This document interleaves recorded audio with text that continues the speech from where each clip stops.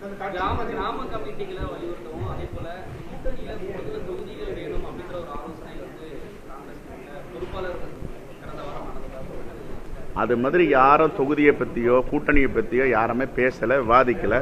கட்சி வளர்ச்சியை பற்றி தான் பேசினாங்க. இது இட்டு கட்டி பத்திரிகையில் யாரோ தவறான செய்தியை கொடுக்குறாங்க.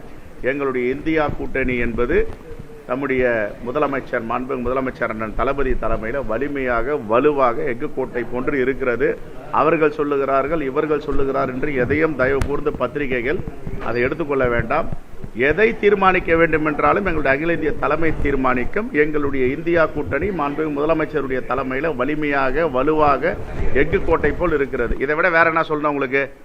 அவங்க சொல்றாங்க, இவங்க சொல்றாங்கன்னு தொடர்ந்து ஒரு குழப்பத்தை யாரும் ஏற்படுத்த வேண்டாம்.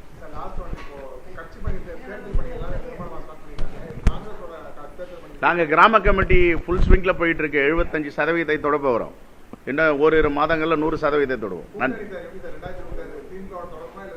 இந்தியா கூட்டணி வலிமையா இருக்கு, வலிமையா இருக்கு, வலிமையா இருக்கு. இதை விட என்ன சொல்லணும்?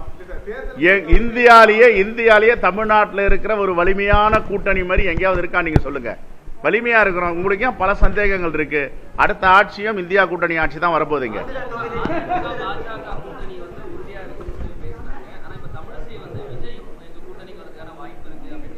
அந்த கூட்டணி வந்து நிலையான கூட்டணி கிடையாது, உறுதியான கூட்டணி கிடையாது, கொள்கை ரீதியான கூட்டணி கிடையாது. கொள்கையே இல்லாம உறுதியும் இல்லாம அது ஒரு கூட்டணியாது. அவங்களுக்குள்ளே என்ன பிரச்சனை ஒன்னாலும் வரலாம். நேற்றைய வரைக்கும் அம்மையார் ஜெயலலிதாவை போயிட்டு குற்றவாளி, தண்டனை பெற்றவர், சிறையில் இருந்தவர்னு சொன்னவங்க கூட போயிட்டு கூட்டணி வச்சிட்டு இருக்காங்களா? நாங்க என்னைக்காவது சொல்லியிருக்கோமா? அம்மையார் வந்து காலமாகி விட்டார். அம்மையார் ஜெயலலிதாவை பத்தி என்னைக்காவது காங்கிரஸ் பேர் இயக்கம் தரம் தாழ்த்தோ குறையோ சொல்லியிருக்கோமா? சொல்லல. ஆனா அவங்கள எவ்வளவு கேவலமா பேச முடியுமோ, குற்றவாளி, தண்டனை பெற்றவர், ஊழல் செய்தவர், சிறைவாசம் சென்றவர் எல்லாம் சொன்ன கட்சி கூட போயிட்டு அம்மா அம்மான்னு சொல்லிட்டு இவங்க எப்படி கூட்டணி வைக்கிறாங்க? அப்ப இது ஒரு சந்தர்ப்பவாதம். அதுதான் சந்தர்ப்பவாதம். எங்க கூட்டணியை பொறுத்த வரைக்கும் இது உறுதியான கூட்டணி, கொள்கை கூட்டணி, நிலையான கூட்டணி. நன்றி.